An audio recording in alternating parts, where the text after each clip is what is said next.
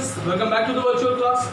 OCM chapter number 2 is going on, and in that chapter we understood about the different principles given by the different people, right? At first we understood the principles of the management by the time, that is the classical, neoclassical and the modern age.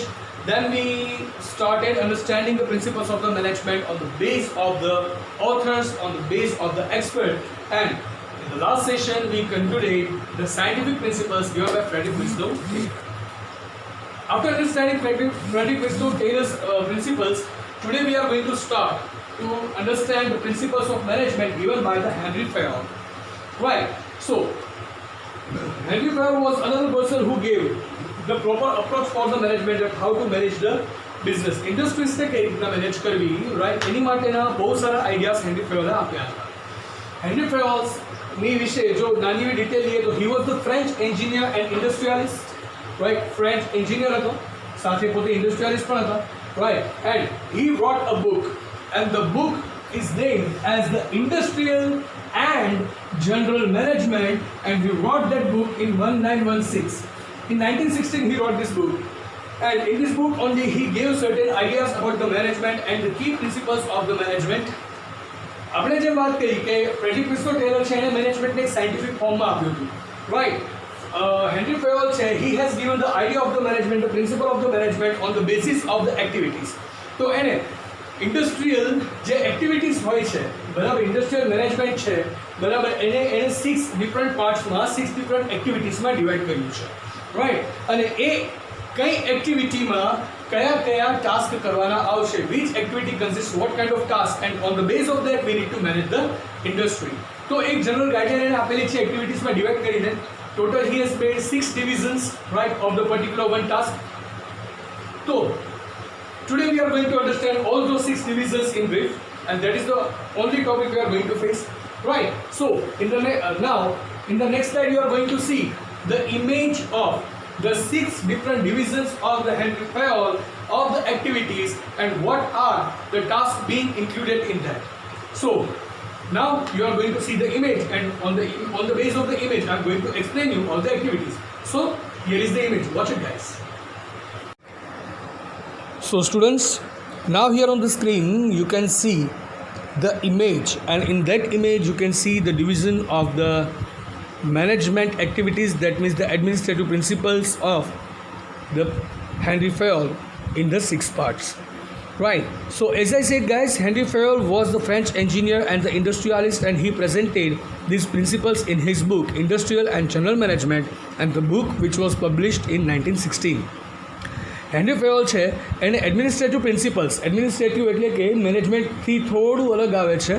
Basically administration means બધું task properly, activities properly થાય છે કે નહીં એ જોવું, અને મેનેજમેન્ટમાં just activities નહીં પણ એની સાથે દરેક વસ્તુ કવર થતી હોય છે. બટ હેનરી ફેયોલે એડમિનિસ્ટ્રેટિવ પ્રિન્સિપલ્સ જે છે ઇન્ડસ્ટ્રીયલ યુનિટના એ 6 પાર્ટમાં ડિવાઈડ કર્યા છે, બરાબર, કે જેથી દરેક ટાસ્કની ક્લેરિટી રહે અને દરેક ટાસ્ક ઇઝીલી કમ્પ્લીટ થાય, right?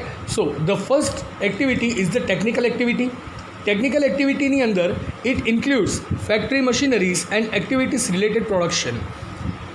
તો factory machineries જે છે, બરાબર, એ ટેકનિકલ એક્ટિવિટીઝમાં આવશે. That means to maintain the machinery, to purchase the machinery, purchase કરવી, એને મેન્ટેન કરવી, રાઈટ, જરૂર પડે ત્યારે એના સ્પેર્સ ચેન્જ કરવા, રાઈટ, પ્રોપરલી કેર કરવી, કઈ રીતના એ યુઝ થાય છે એનું પ્રોપરલી ખ્યાલ કરવો, બરાબર.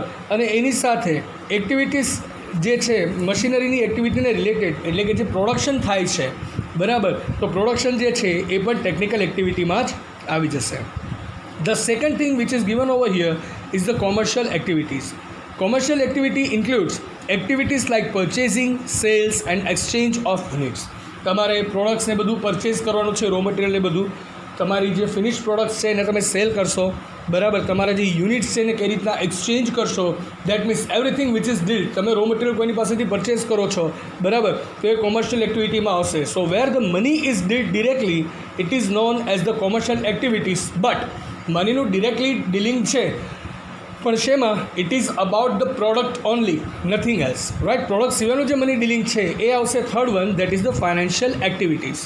Financial activities includes procurement of capital, use of capital, fund maintenance, reinvestment, etc.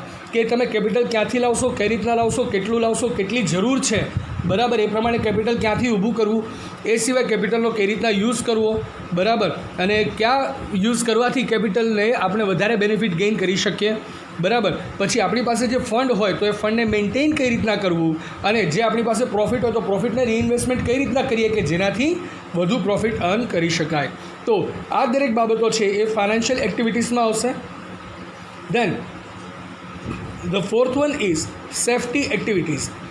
સૌથી પહેલાં આપણે જોયું કે ટેકનિકલી જે બધા ટાસ્ક થશે. સેકન્ડલી આપણે જોયું કે આપણે કોમર્શિયલ એક્ટિવિટીઝ એટલે કે આપણા ગુડ્સથી રિલેટેડ બધા ટાસ્ક થશે. થર્ડ વનમાં આપણે જોયું કે ફાઇનાન્શિયલ એક્ટિવિટીઝ એટલે કે કેપિટલનું મેનેજમેન્ટ છે, રાઈટ, અને પ્રોફિટનું મેનેજમેન્ટ છે, ફાઇનાન્શિયલ એક્ટિવિટીઝમાં થશે.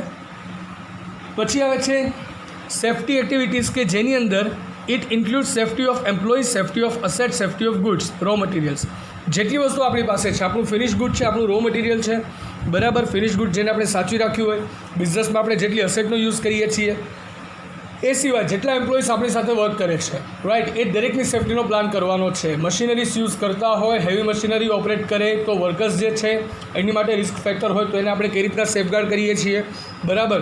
નેચરલ કેલેમિટીઝ કે હ્યુમન મેડ કોઈ ડિઝાસ્ટર આવે તો એના કારણે આપણી પાસે જે રો મટીરિયલ સ્ટોર છે અથવા તો આપણે ફિનિશ ગુડ જે સ્ટોર કરી રાખ્યું છે કે જે ટૂંક સમયમાં આપણે શિપ કરવાનું છે, તો એને આપણે કઈ રીતના સાચવશું, એની સેફ્ટીનું વિચારશું, આપણી જેટલી અસેટ છે એને કઈ રીતના આપણે સેફગાર્ડ કરી શકીએ, આ દરેક વસ્તુ એમાં જોવામાં આવશે.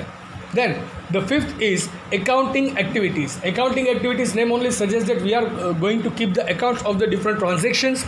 So this activity includes financial statements and procuring necessary statistical analysis. બરાબર, ફાઇનાન્શિયલ સ્ટેટમેન્ટ્સ આપણે મેન્ટેન કરવાના છે, yearly reports, balance sheet, right, profit and loss account કે જે દરેક વસ્તુ તમે હાલમાં શીખો છો, બરાબર, એકાઉન્ટન્સીમાં. અને એની સાથે બરાબર જેટલા નેસેસરી સ્ટેટિસ્ટિકલ એનાલિસિસ છે એ પણ જોવા. આ દરેક વસ્તુ એકાઉન્ટિંગ એક્ટિવિટીઝમાં આવશે. And the last is management activities એટલે કે બાકીના તમારા મેનેજમેન્ટના ટાસ્ક. પહેલાં 5 જે છે એડમિનિસ્ટ્રેશન હતા. The 6th one is the main management કે જેની અંદર planning, organisation, direction, coordination and control activities, આ દરેક વસ્તુ આવશે, રાઈટ. તો બેઝિક જે મેનેજમેન્ટ ફંક્શન્સ છે કે આપણે બિઝનેસ માટે પ્લાન કરવો, બિઝનેસ માટે થિંગ્સ ઓર્ગેનાઇઝ કરવી, રિસોર્સિસ ઓર્ગેનાઇઝ થઈ ગયા પછી આપણે આપણા એમ્પ્લોઈઝને પ્રોપર ડાયરેક્શન આપવું, પ્રોપર ડાયરેક્શન આપ્યા પછી આપણે કોર્ડિનેટ કરવી દરેક એક્ટિવિટીઝને એકસાથે, અને છેલ્લે દરેક એક્ટિવિટીઝને કંટ્રોલ કરવી. આ દરેક વસ્તુ મેનેજમેન્ટ એક્ટિવિટીઝમાં આવે છે. સો જે રીતના હેનરી ફેરો કહે છે એવી રીતના કે મેનેજમેન્ટનું જે ટાસ્ક છે, જે એડમિનિસ્ટ્રેટિવ ટાસ્ક છે, એ આપણે એક સિંગલ ટાસ્ક લેવાની જગ્યાએ જો એને 6 માઇક્રો પાર્ટ્સમાં ડિવાઈડ કરી દઈએ તો each and every part is quite defined with all the activities. તો હવે જેટલા પણ અલગ અલગ એક્ટિવિટીઝ જોતા હશે એને ખબર જ હશે કે જો હું ટેકનિકલમાં આવું છું તો મારે બધી ટેકનિકલ જ જોવાની છે, કોમર્શિયલમાં આવું છું તો મારે પ્રોડક્ટ્સ જ જોવાની છે, ફાઇનાન્શિયલમાં આવું છું તો મારે ફાઇનાન્સ ડિપાર્ટમેન્ટ જોવાનું છે, સેફ્ટીમાં આવું છું તો મારે બધાની સેફ્ટીની ખ્યાલ રાખવાનો છે, એકાઉન્ટિંગમાં હોઉં તો મારે એકાઉન્ટિંગનું ધ્યાન રાખવાનું છે, અને મેનેજમેન્ટમાં હોઉં તો મારે પ્લાનિંગ, ઓર્ગેનાઇઝિંગ, ડાયરેક્ટિંગ, બરાબર, કોર્ડિનેશન અને કંટ્રોલ, આ વસ્તુ પર ખાસ ધ્યાન રાખવાનું છે. સો ઇઝીલી આપણે વર્ક બધા વચ્ચે ડિફાઇન કર્યું હોય તો વર્ક ઇઝીલી થઈ જશે, રાઈટ, અને મેનેજમેન્ટ પણ સક્સેસફુલી જશે કે જેનાથી આપણે આપણા જે ગોલ્સ છે એને ઇઝીલી અચીવ કરી શકીએ, રાઈટ. હર્ડલ્સ બને એટલા ઓછા આવે, હર્ડલ્સ બને એટલા રિમૂવ થઈ જાય, અને એનાથી in time or before time we can get the benefit, right. So guys, this was the clear understanding of the 6 parts of the Henry Fayol given by in book, and that is Industrial and General Management in 1916.